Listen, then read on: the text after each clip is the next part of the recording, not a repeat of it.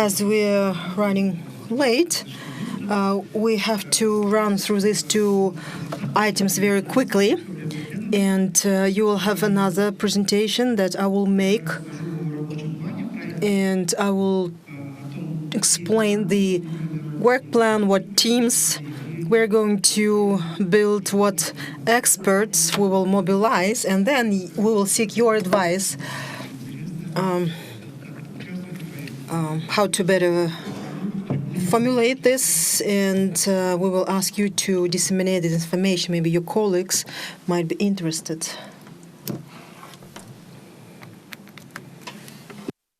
So this is the presentation. So I will make a presentation on the work plan and activity that we scheduled for 2024. And if everything goes well, we will, based on the procedures and endorsement, proceed with the work. This is the one. Yeah, this one. So we have 4 components, and this year we will be largely working on three components, or I would rather say 2 components. Component 1 dedicated to the regulatory framework, administrative issues, determining the roles and responsibilities. So this is where we're going to have the team of experts for institutional expertise and cooperation with partners. It is what we call GR team to communicate with the national partners, as Nurlahan from the Ministry of Water Resources told us what they do with other ministries, so that we build our understanding. So what is ongoing, what activities can be added into the national adaptation planning process. We will have international expertise in developing regulatory framework and institutional settings. The questions such as how to amend laws and regulations, what needs to be improved in the laws and regulations. So this would be covered by a team of national and international consultants. So we will rely on experience available internationally and then translate it into the national laws and regulations. Then the team of experts to update long-term national policies and strategic documents. As I said, in our components, we have to add NAP. We have to mainstream NAP into the national priorities and plans. So most likely, so on the right side of the screen, you can see the quarters of the year.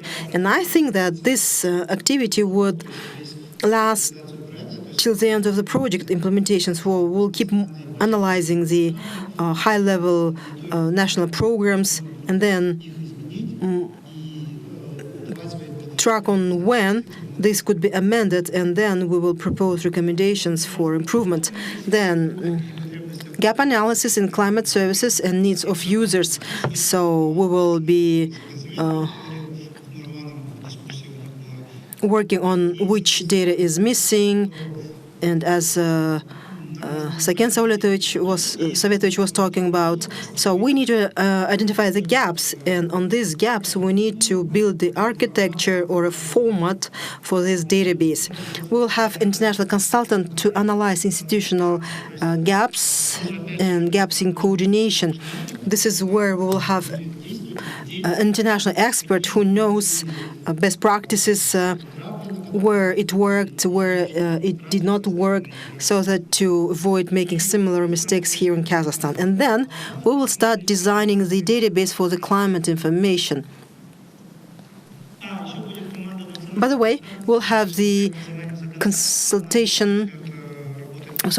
the team of national consultants to change the legislation, and together with the international experts on policy, they will work together on the national policies.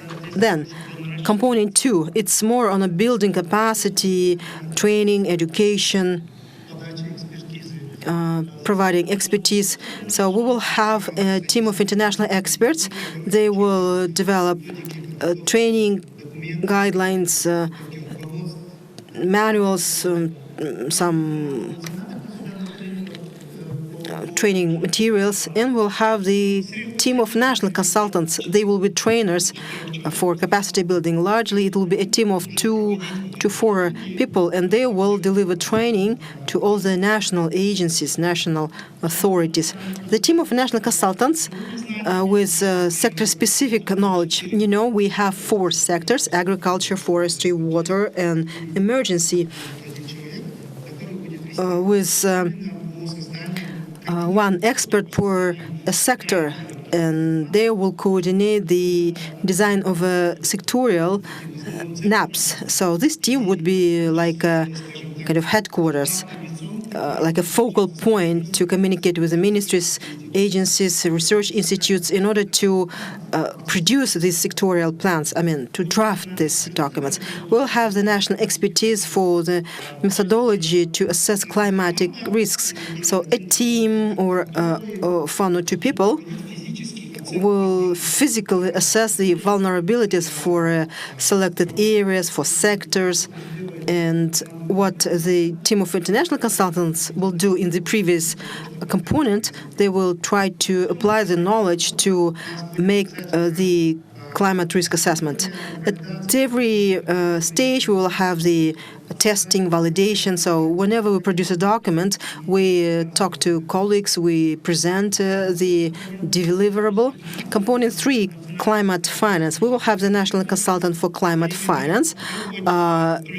It is where we will test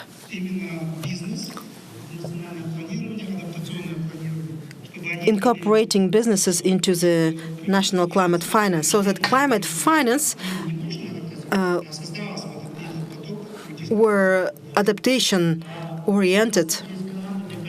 We will have a team for mapping the climate risks, i.e., it's not about maps like GIS, but the roles and scope of work and what risks businesses face, so that to engage businesses into the climate finance activities. And then I used to work in a project on ecological startups, rather successful project. We had 2 Kazakh startups in top 6 international startups, like the most breakthrough or most promising startups. And there is like a concept finding the painful spot of a business. And through different projects, this like headache, this painful spot could be addressed by financing it. Of course, we will have some interventions on the PR strategy. And as I said, PR strategy are targeting the society. If the community knows about climate change, if they know about adaptation, this part would include both PR and GR and maybe ER, expert relations. So I would like to find experts and measure their knowledge. So we produce the draft TOR. So this is the task number 1, to assess the level of knowledge and understand what we need to promote, what training materials, what expertise methodology is required here in Kazakhstan. So these are the 3 components we will start working on this year. For the next year, we will prepare the corresponding action plan. It looks daunting, it looks scary, but I try to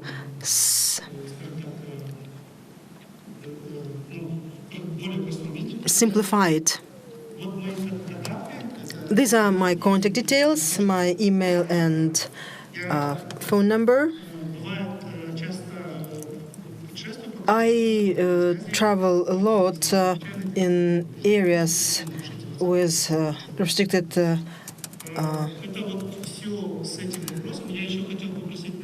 internet and phone coverage, and I would like to ask Madina to display the QR code, you can find the presentations that we made today, except for Madam Lili Ilieva. If you remember, we had the presentation in the beginning, so we will upload her presentation in the folder, and you can download presentations from this QR code.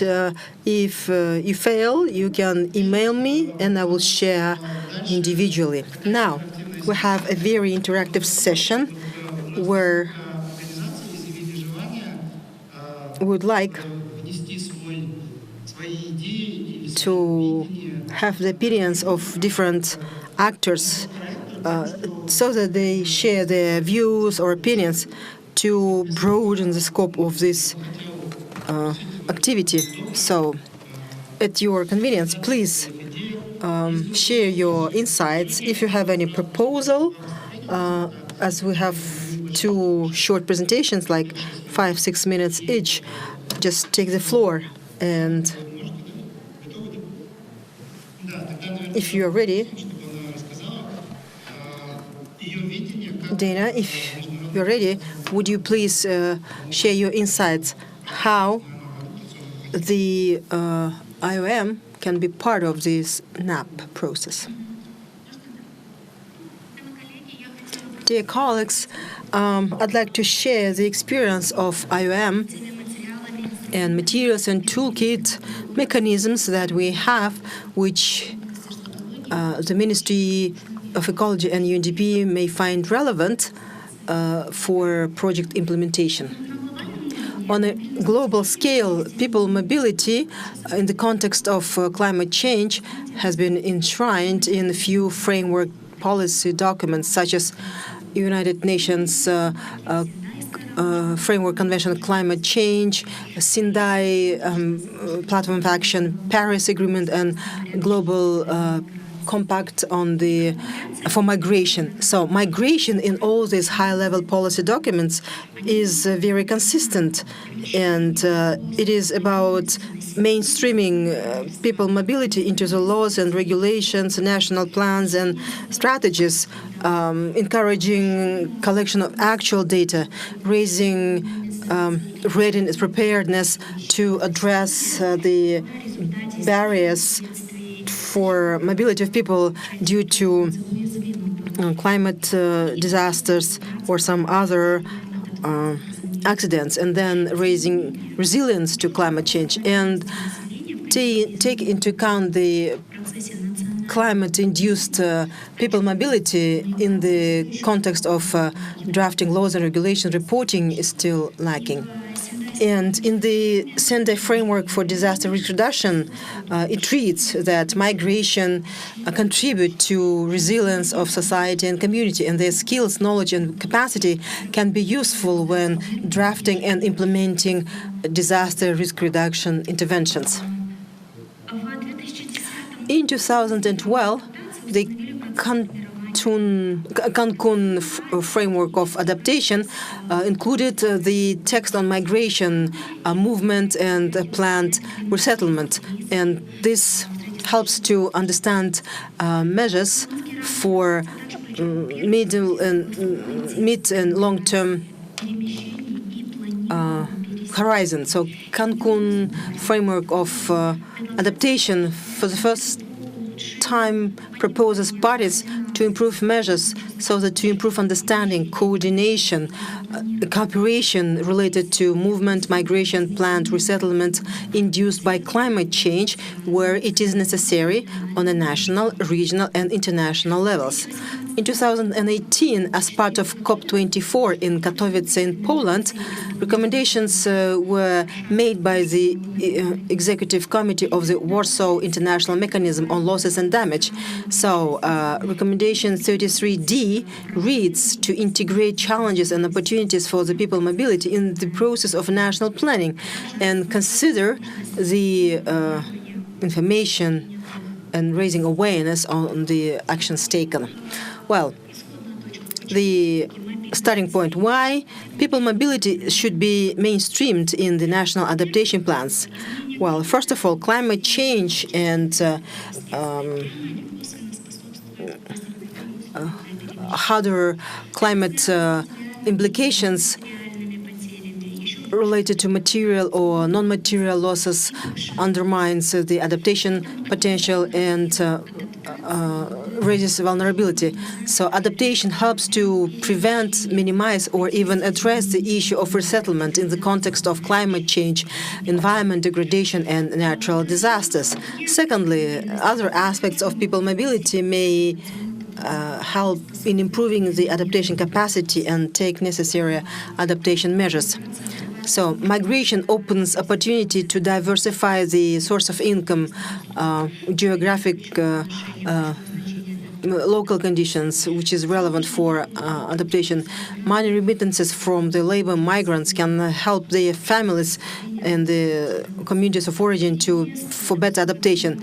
Resettlement, especially for the cattle breeders, can help get adjusted to climate changes because of temperature, reserves of water, or grazeland.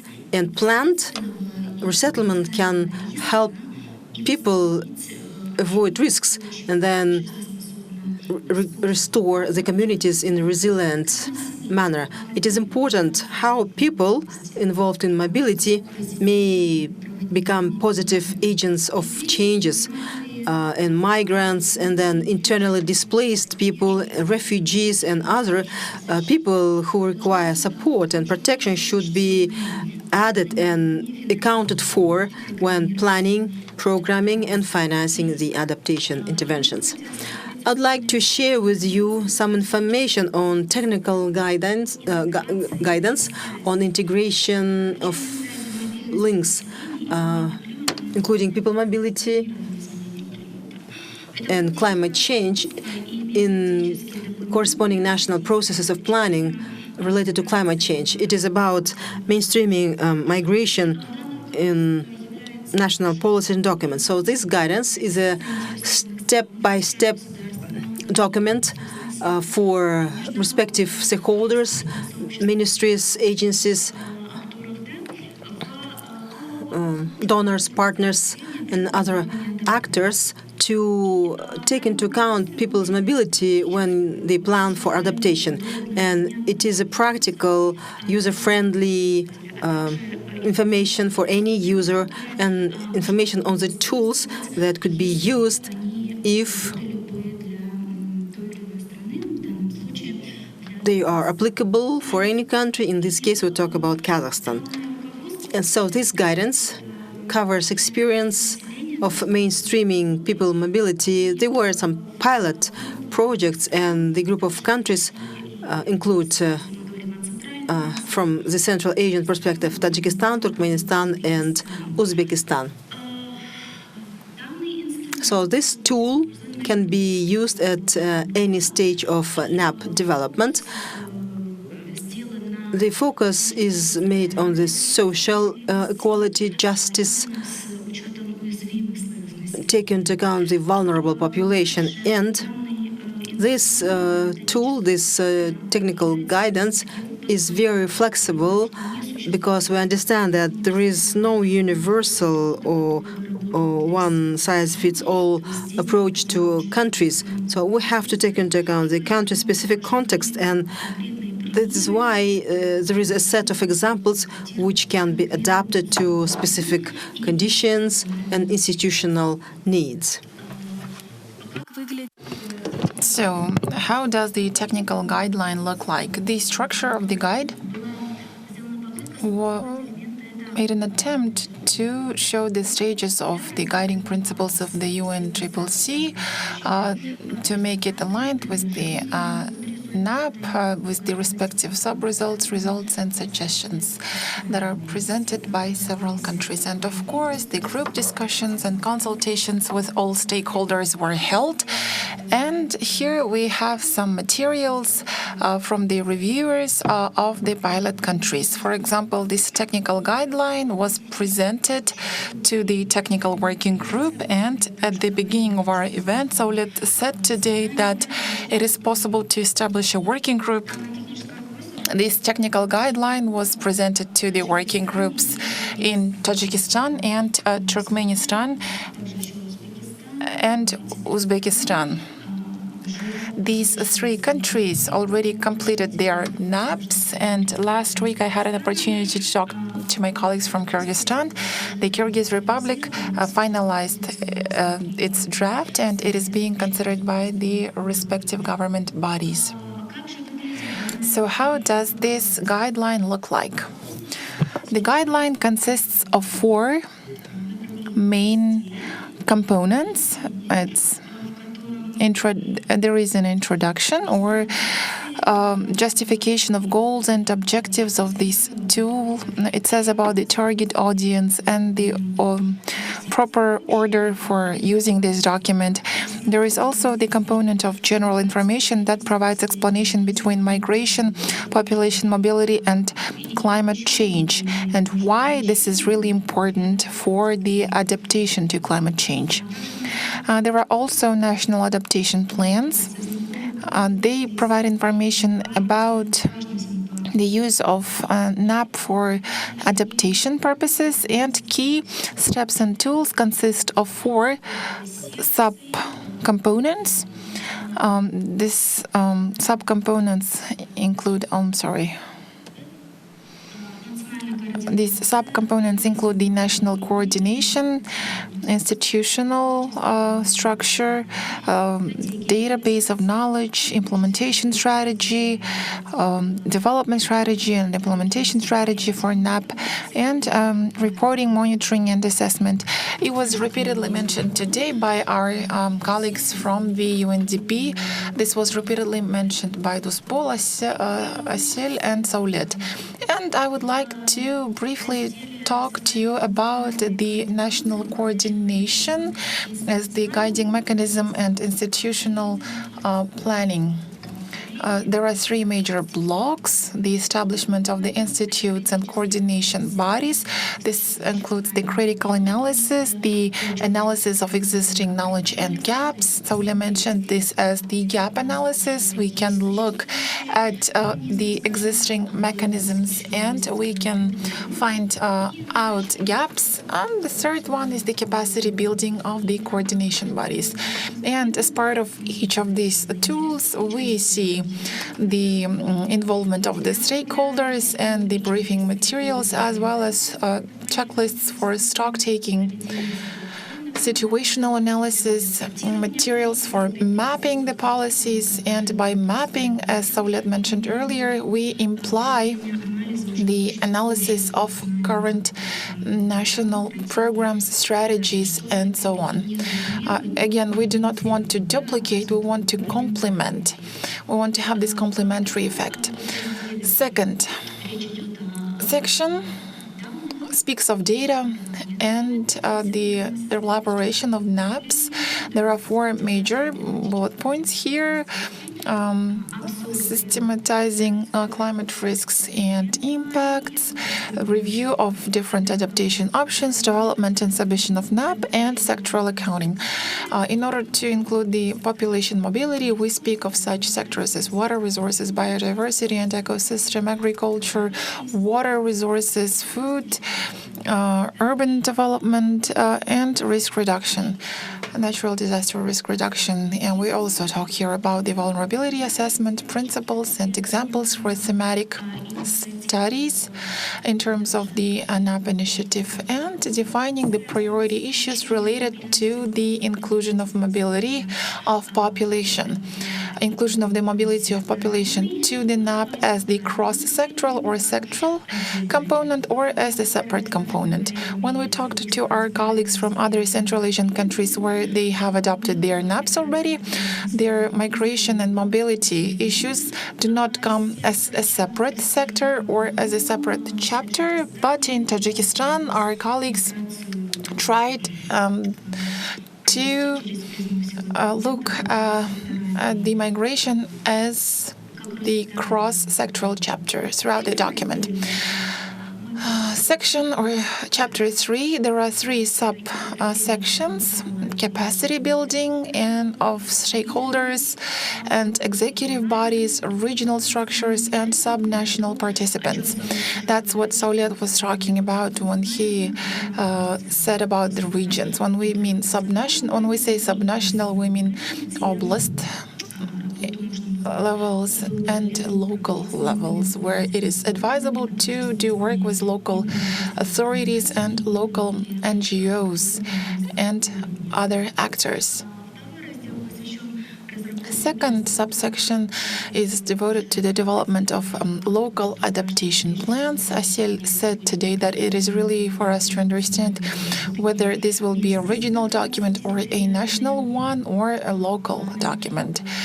So, given this, we talk here about such tools. I'm sorry for a typo. It is really important to engage local stakeholders. It is important to put forward different initiatives before we get down to capacity building. Thus, we need to carry out awareness-raising activities among the members of the population and integrate the mobility of population into the local adaptation plans. And the third subsection means the interaction on the local level. Final section talks about the mechanisms of reporting, monitoring, and review of NAP. We talk here about the indicators and reporting strategies. Moreover, here we can see different tables with the results of the projects, indicators, baselines, targets. Second subsection is dedicated to the climate labeling of the budget, tagging, climate budget tagging. And NAPs get updated if necessary. We've said that they can be periodically updated depending on the relevance, priority, and priorities of the government. And last but not least, this subsection consists of the NAP publication and information awareness work.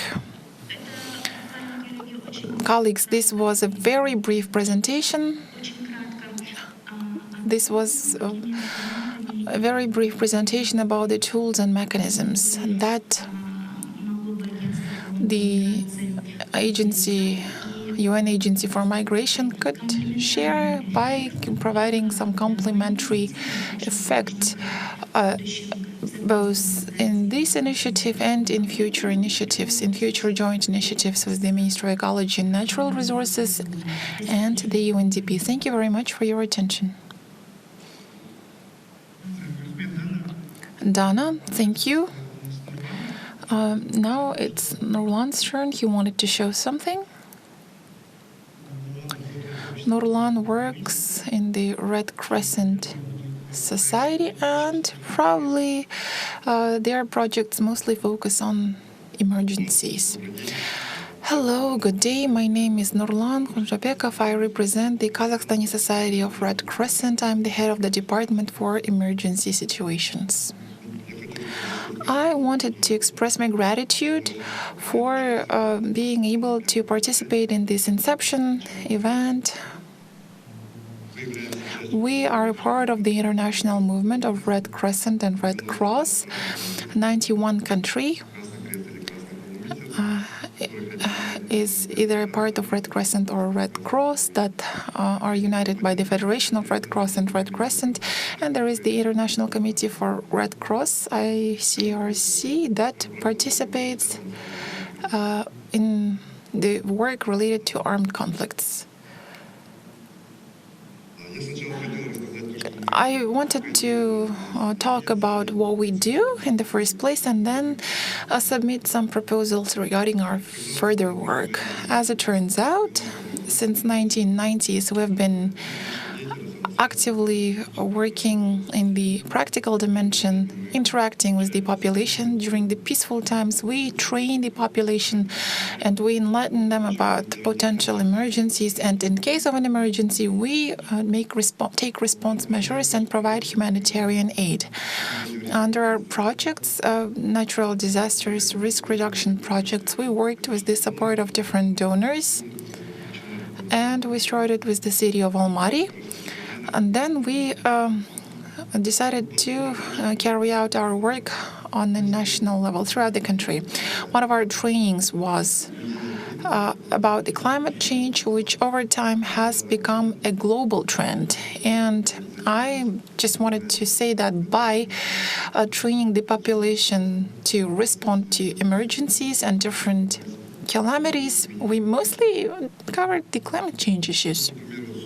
For instance, in schools, we hold trainings about how one needs to behave during the emergency and how the first aid is supposed to be provided.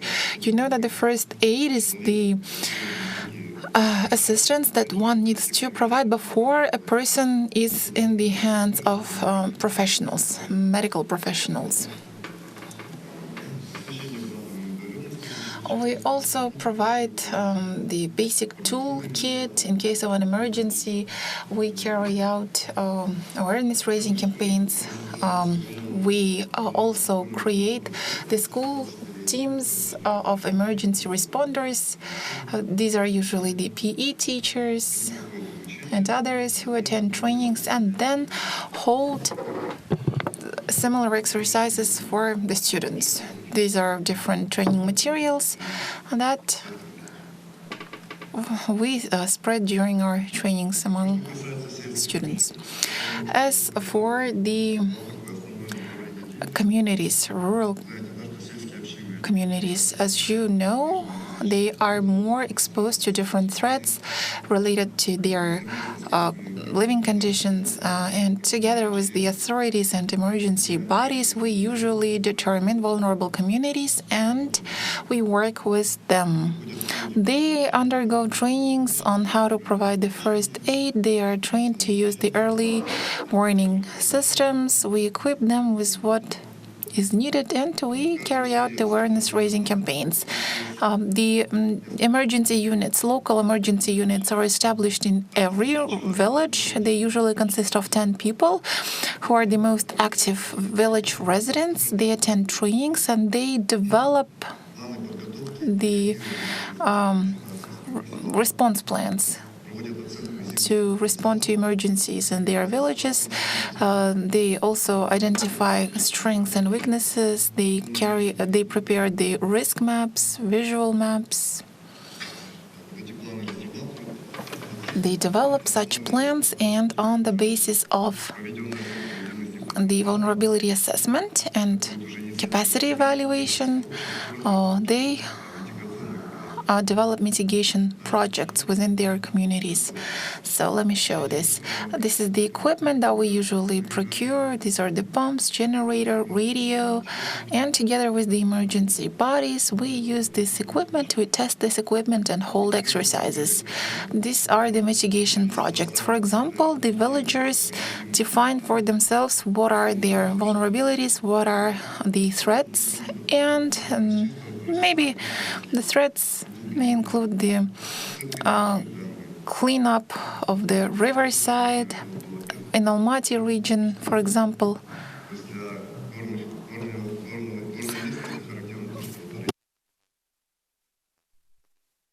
In the mountainous areas, there is a high risk of drying up the rivers when the clay gets accumulated on the river shores, and they created the sand traps by cleaning up these rivers. And in practice, the results turned out to be really good, and they were very satisfied with the results. As for the floods in our country, we took response measures as well.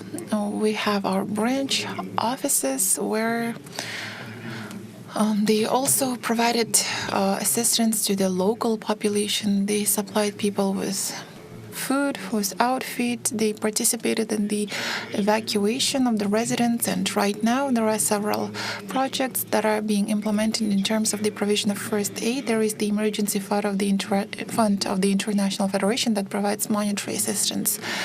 Now, with the support of Chevron, the 3 regions received in-kind aid, such as sanitary and hygiene items, or bed sheets. And in terms of the short-term, well, this is the end of the phase of short-term response.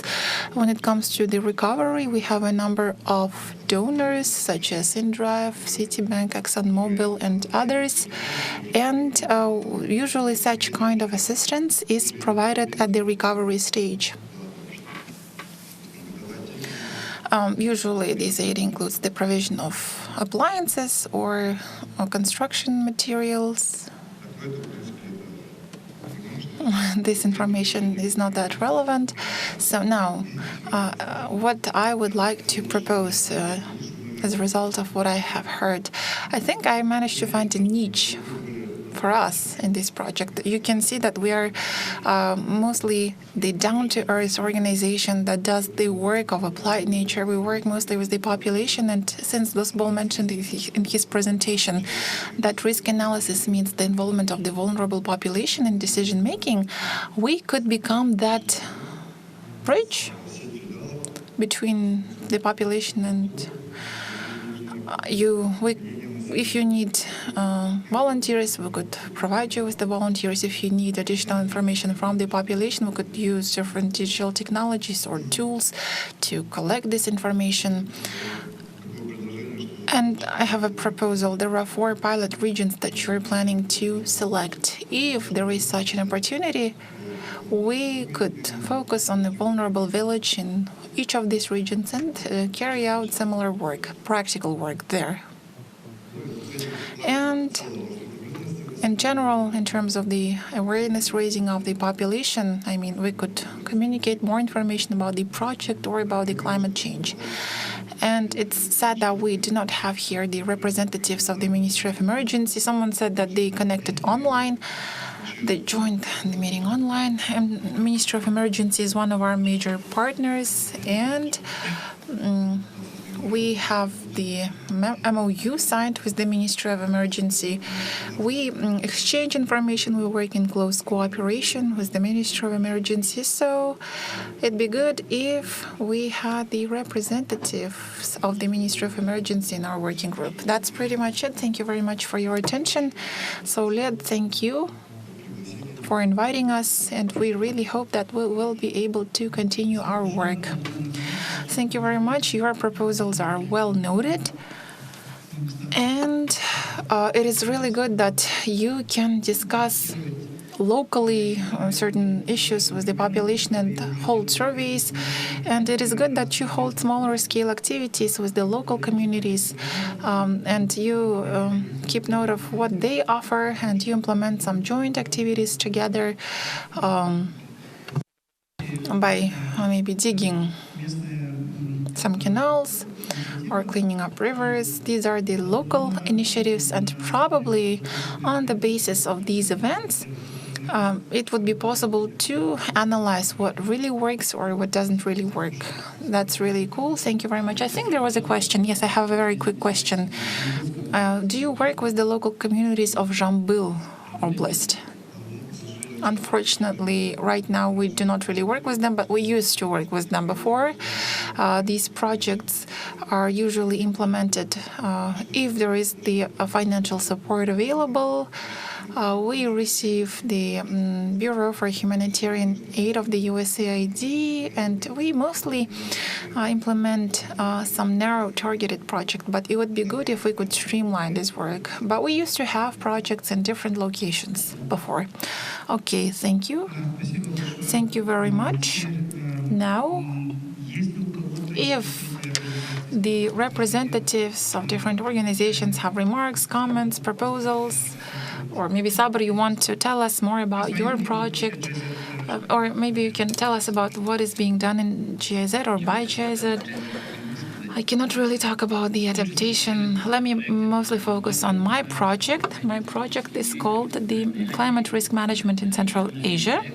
It is a regional project that covers 5 Central Asian countries, and there is a lot of overlapping with these 2 projects, which I find very good because we are trying to achieve a common goal. So we have three components. First, we assess the climate risk in the Chu River Basin.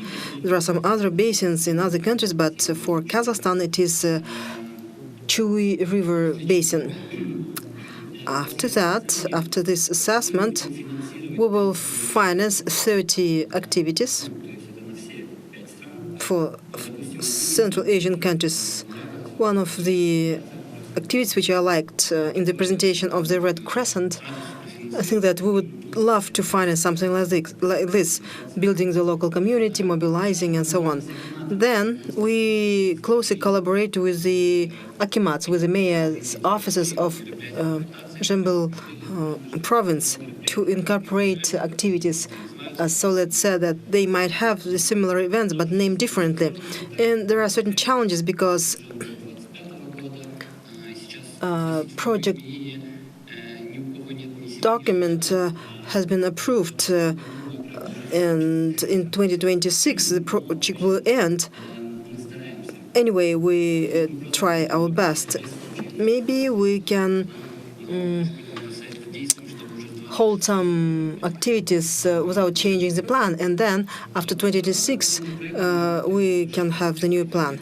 On component 2, we mostly work with Kaz Hydromet, one short term, and on snow cover and swim, it's a long term for 20-30 years. There is modeling, trainings, and the key issue is that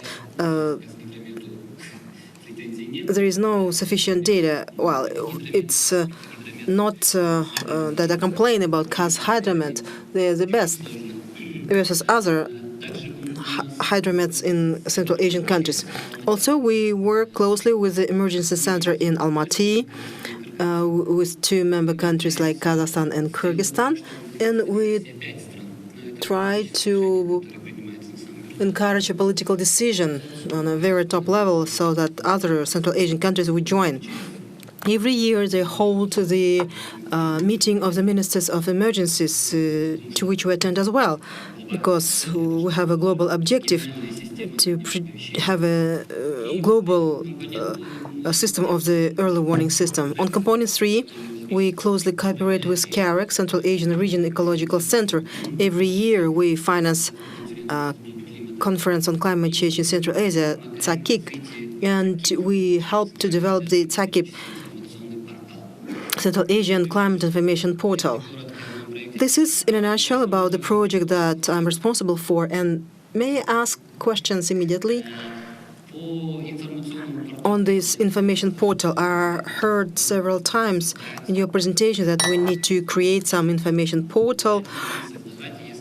Is it necessary to create a new one if CAREC, this Central Asian Regional Ecological Center, has something similar? And question 2, on the assessment, I read that you want to produce a national methodology to assess the national climate risks. GIZ, for instance, has its in-house guidelines to assess the climate risk. I don't know if you, on UNDP level, has something similar, but I think that this could be applicable. Our consultants run some operations in Chu River. This system seems to be quite efficient. Is it necessary to produce something local if there is a tool, international tool available? That's the question that I have. Okay, let me try to answer. So, as for database, of course, we will analyze the existing systems, and then we will finally decide as to whether these systems are adequate to our needs, and then we can create a new one or integrate with what's available, because we talked about Tapigat and some others which are available and operational. Maybe any of these could be a good foundation. I know that there is a CAM for USB. I didn't see any climate data. It's more of information sharing, but still. As for the methodology, yes, we fully agree. It is available and it exists. And the part on agriculture, it has been designed with the help of UNEP, so it's more UN-based. No need to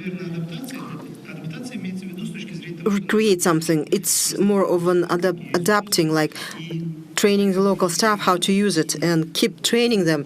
Moreover, I would suggest adding the learning by doing component so that institutions or entities who know how to do this receive orders from, let's say, mayor's offices, municipalities, and if we have vulnerability assessment in the document after 2025, then it could be the most efficient use. And these modules could be automated. I didn't mean that we need to create something new or somewhat change it. It's about making it usable by local beneficiaries. Okay, one more comment from me.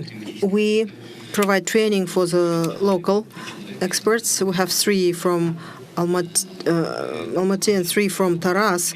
So they receive trainings. They passed the first stage. Next week they will have a second stage, and in September they will have the third stage of training. So GIZ is keep working in this direction as well. I made a note. Okay, any other proposals, questions, insights, please? We have some other organizations. Green Technology Center. So what's your role in this adaptation and project implementation? I think it's the right time to give the floor to participants. What can be your role in the project implementation? My name is Aliya Abdildina. I represent the International Center for Green Technology. We are under the Ministry of Ecology and Natural Resources. So I see a good synergy with Component 3 on climate finance because we closely work with the Green Climate Fund these days. We received the GCF expert recently, so we have been working on building awareness, like affordable green finance for second-tier banks, accreditation, DAMU and Bank of Development of Kazakhstan are about to complete this process. And we would like to get the accreditation ourselves with the GCF. So I think that we can work together, maybe organize a separate meeting in our office, because we have the project management department who closely work with the project initiators, I mean the local companies which have good proposals. And I think that it's just the right time to provide green finance to such promising projects. Thank you so much.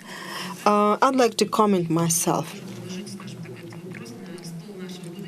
It's about GCF and Component 3, with the objective to develop the concept to submit for financing to the GCF. So the last update from GCF is that GCF would consider a large proposal for financing only if this project is part of a national program. National program should be developed by the Ministry of Ecology and other relevant stakeholders, but the key responsibility is on the Ministry of Ecology. And the team of this project has to understand what is the content of this country program, and then helping the Ministry of Ecology prioritizing some activities, because on the initial stage you can start with 4 projects, but only 1 will be implemented. But the application submission to GCF requires a lot of resources on its own, and sometimes it can reach up to 500,000. So development of an application which may not be approved. And the component 3, it's not like a full-fledged project, but it's like a concept note, which is based on the pre-feasibility study. So these are kind of investments that we have to carefully think where to invest to avoid wasting money for nothing. So this is where we need to structure our work very effectively. So starting with the country program and then analyzing with the experts, because GCF provides a grant facility, but to a large extent they offer concessional loans. When accredited partners, ourselves or some other institutions, maybe national accredited, like Development Bank of Kazakhstan or DAMU Fund, which is a lengthy process, and who will be ready by the time. The national would be the best way to go, national accredited organization. May I add, understanding what project is, it was kind of a revelation for us when GCF explained that project is not standalone, but the project, it's like a program to develop green industry. It was a good revelation for DBK and DAMU when we started this pipeline of projects. Yes, absolutely right. So GCF has a focus. If previously they were focusing on mitigation more, now they're focusing more on the adaptation side. And Central Asian countries are in focus of GCF because there is lack of projects compared to other countries in the region. If we get the accreditation of DBK or DAMU, by the time it would be good, our chances will double. And this project would be based on borrowings and concessional loans. And then which way to go? It is the Ministry of Finance who should decide. And it's a very multifaceted approach to think of these things carefully 2-3 years in advance. It will be, let's say, infrastructure and water sector. It could be the loan for irrigation upgrade and so on. This is where we need to talk to each other. Is it a Ministry of Agriculture as a lead agency or some other ministry? So I just want to underscore the importance of this component. And its language is very formal. It's difficult to understand what's behind this thought. And this concept entails a lot of money, and it will take time to produce a project with higher chances to get finance. Thank you so much. Who else would like to take the floor? People from universities? If you have something to add, maybe from the healthcare perspective, because we less focused on the healthcare engagement in the adaptation, but it's so much relevant. Well, indeed, climate affects the human health, but so far we don't see where we can contribute. Sections 3 and 4, maybe we can contribute somewhat here, but we would like to learn how the climate change impacts the health. I know that there are ongoing studies in different countries which follow, but to adapt these studies to Kazakhstan and people, it is a must. Actually, we are ready to cooperate. For now, I don't see any specific inputs from our side. Yes, of course, we can do some activities, and we should, I think. Thank you. Thank you so much. So potentially, universities or research institutes could be engaged potentially, and there are different options from a practical perspective. One option could be that each of one can be members of the project management unit. It's like a body, collective body, and any items in the agenda, like a budgeting process or action plan, everything within the project document would be decided on by this project management unit, and it should be a quorum-based voting. And so this is where you can impact the decisions. Second, you can be implementing agency like some studies or service, and then you can be a full-fledged member, or you can go as a contractor via bidding process. So there are procedures that you have to follow under GCF and UNDP. Or you can offer your consultancy or advisory services, or you can share material that you already have. So these are the three areas of engagement, and then we can turn this into some practical steps. Yes, thank you so much. We are always open for any consideration. You can rely on us. Thank you so much. Thank you. Okay, any more volunteers? The floor is still open. I have a proposal. After you decide with the mechanisms, objectives, tasks, more specifically, can you hold a sector-specific workshop only for agriculture, let's say, Ministry of Agriculture, or maybe in Almaty there is a research institute or the testing station here in Barayev, knowing in advance who is going to attend, then having any entity responsible for adaptation, having more targeted event where you can make your presentations. Well, these high-level things will not be clear, but something technical. Maybe experts from the south or the north can bring their inputs. And then, to be more specific on the activities, just to give some hints. Yes, you are right. The meeting today is just an Inception workshop, high level, to explain that this is a project to be launched with these activities. As for sectorial plans, we will have the NAP for agriculture, right? And as soon as we proceed designing this document, we will have a separate working group that would consist of experts. And this would be expert-level discussions. We will have the team lead, someone who will guide this group of developers, and you will be invited for the expert-level meetings. This is the standard approach to project implementation. Okay. In summertime, farmers, agriculture people would be actively working on the fields, and then there will be reporting period. You would rather invite them early year, like in January. Otherwise, in autumn time, it will be harvesting campaign. Yes, we understand the sectorial features, like January, February is a good timing for all. Right. So first of all, we need to find the sector-specific focal points. They will be like team leads, right?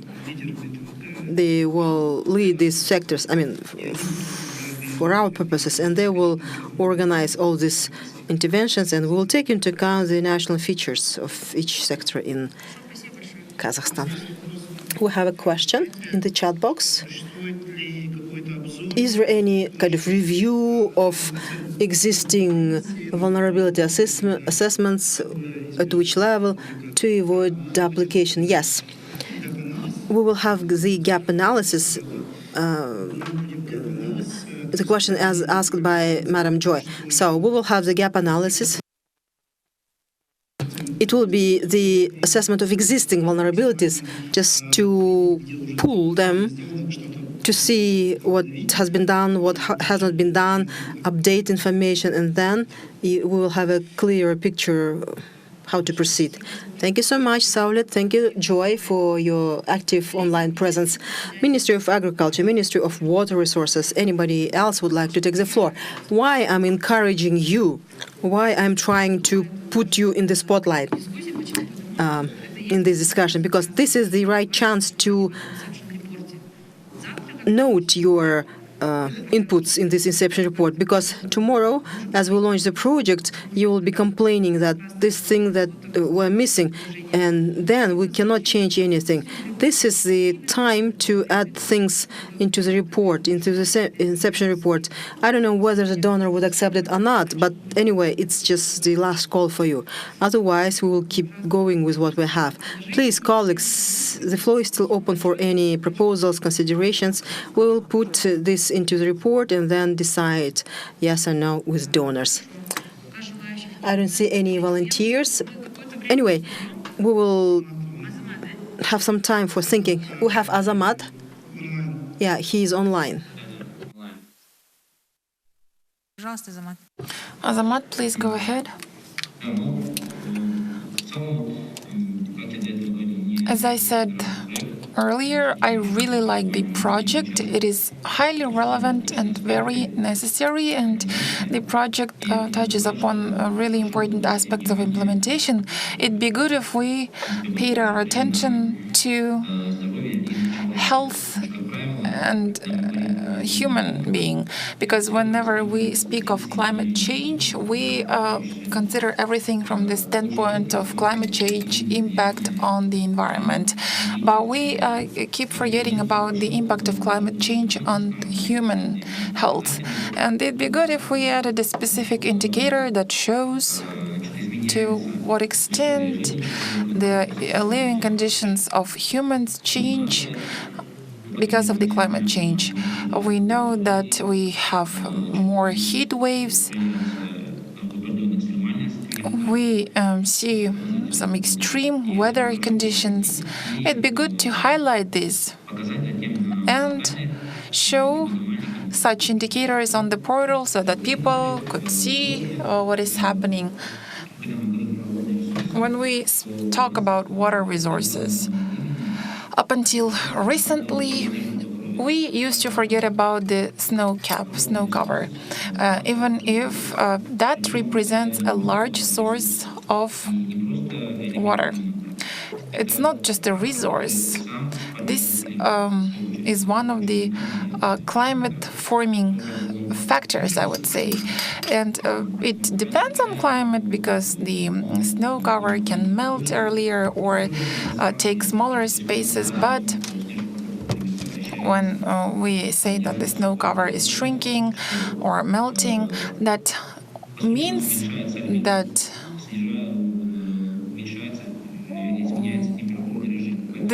the temperature is changing. And it would be good if we paid more attention to the snow cover. So the influence of climate change on human health, the matter of snow cover, and last but not least, we talked about the information, we talked about portals, and when we talk about portals, we mostly think of a large resource that needs to be assessed comprehensively, and we mostly imply mapping, geo-portals, and we need to also think about how to document this knowledge. We need to think of best practices, and I think that such things shall be arranged properly, processed, and admissible for the majority of the population. For farmers, for example, or vulnerable groups, they need to understand what the document is about, and it'd be good if everything was understandable. There should be a simplified design, simplified access. In addition to that, it'd be good if the portal had a section related to trainings. And I'm not talking about the knowledge repository. I'm saying that this portal would have a section that allows people to improve knowledge. It'd be good in terms of the future development, because when people get access to knowledge, they can increase their level of knowledge in the future by offering or discussing some other developments. The project is in high demand, in my opinion, and it seems to me that it is really good that we now launching such a project, because this is something that was missing, and I'm really glad. I was really glad to listen to very interesting presentations. Thank you. Azamat, thank you. Any other questions, comments, remarks? May I? Sure. Just wanted to add a few points, a few comments. We have the priority sectors such as water resources and agriculture, and they are closely intertwined. That is why I believe that we either need to separate this or put them together, because in the water sector, the main consumers of water are the household farms.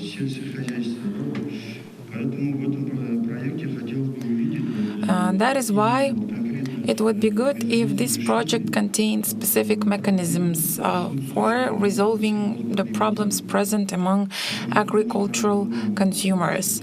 As the agricultural consumers get smaller yields from year to year, they suffer from droughts, and it'd be good if we could see some solutions that will be provided by this project. I see the water that is used in agriculture shall be also taken into account. Okay, I got it. I took note of your remark and I actually agree. But as an environmentalist, I want to say that at one point we hold a study on the impact of climate change on pastures. And not only the pastures are used by farms, they are also used by wild animals. And this creates a conflict. We have biodiversity and we have agriculture that also needs water resources and pastures. And biodiversity here falls behind in some way, but we need to take a comprehensive approach. Your remark is highly relevant and duly noted. I'd like to add one more idea. Yes, we need to somehow separate these things. The Ministry of Water Resources needs to handle this problem, but with the Ministry of Agriculture. I believe that you can still keep assessing the water resources and look at the potential global warming and solutions.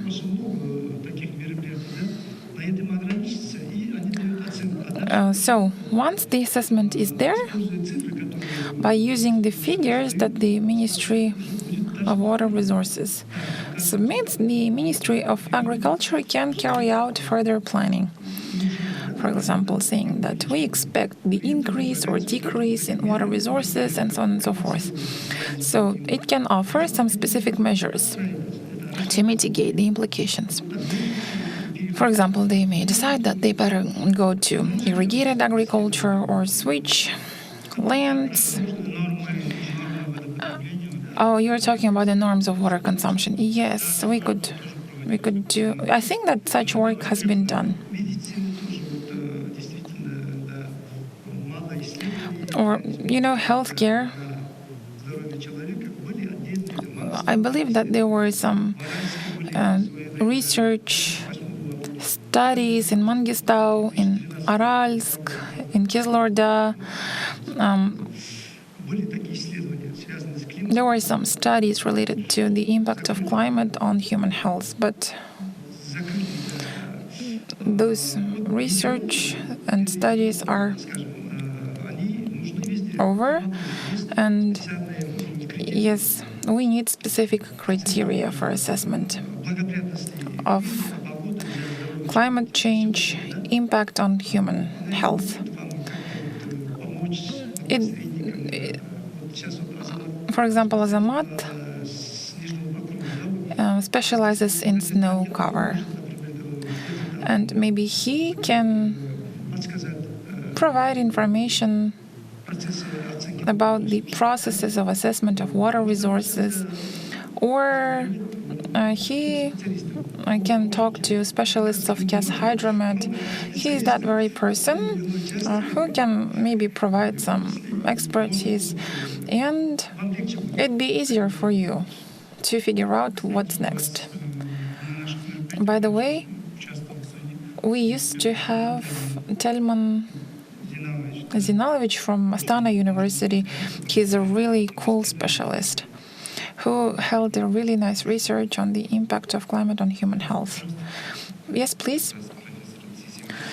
Professor Sisimbekov and I studied the impact of climate change on human health, and we focused on the examples of two cities, of Astana and Shymkent, and we've looked at how meteorological conditions affect the mortality from cardiovascular diseases or different arterial diseases. So the results were included into the national communication number 8. Unfortunately, right now, there are not so many research of this kind. Yes, and we used to have our own expert, and we managed to get really good results. Thank you.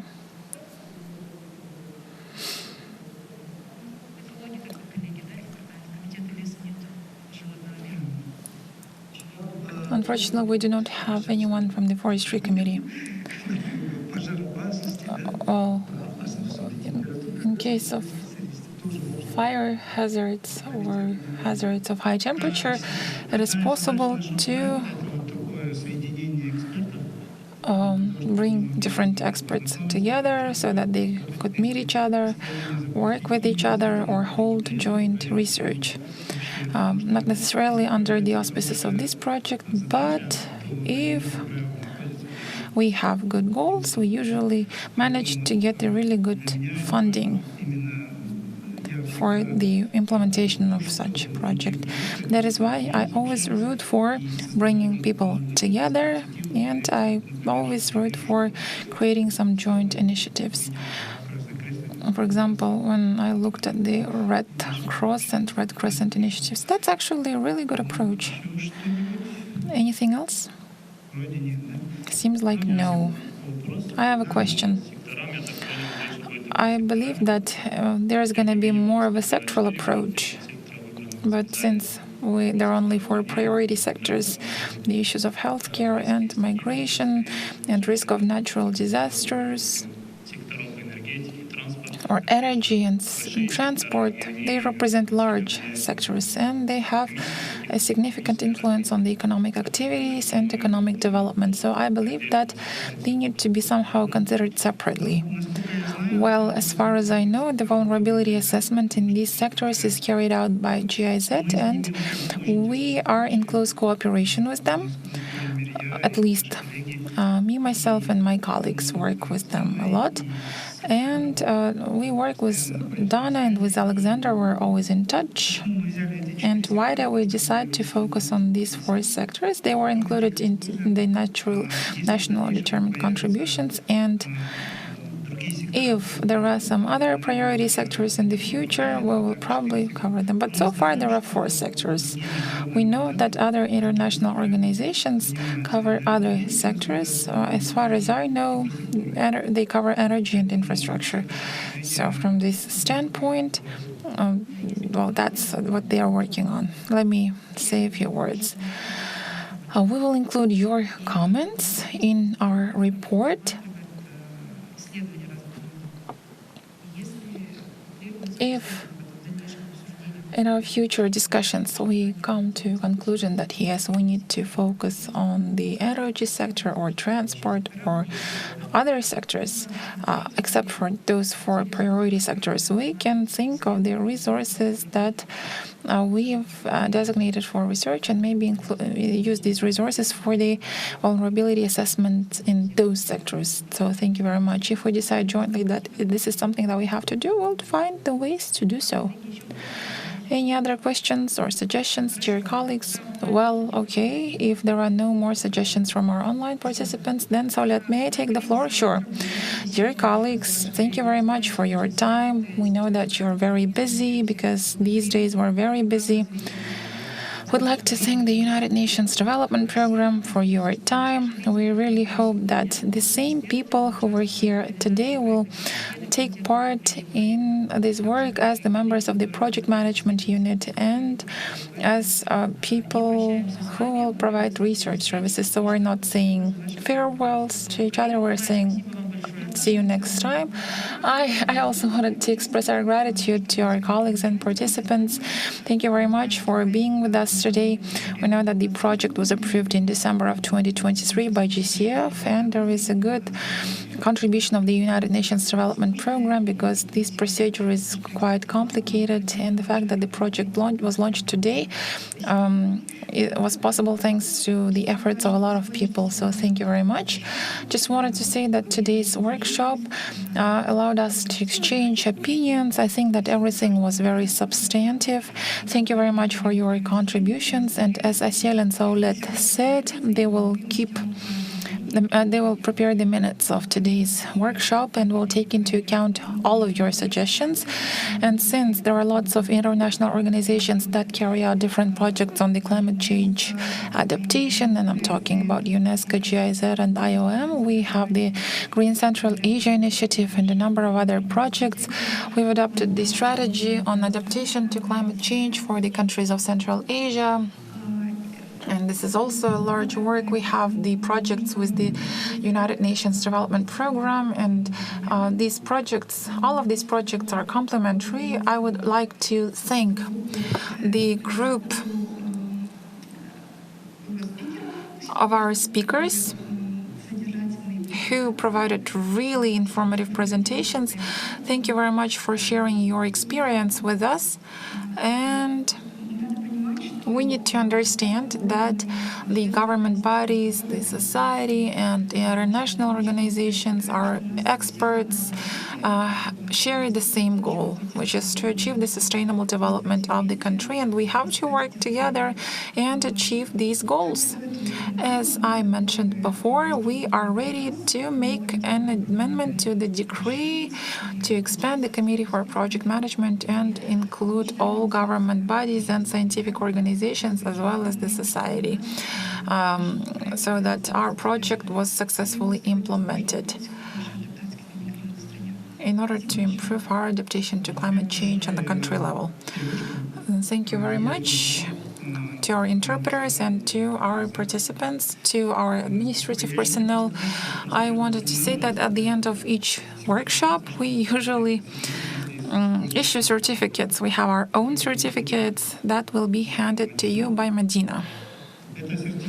This certificate will allow you to adapt to climate change, especially during this period. So we've prepared these small gifts for all of you. Please come and take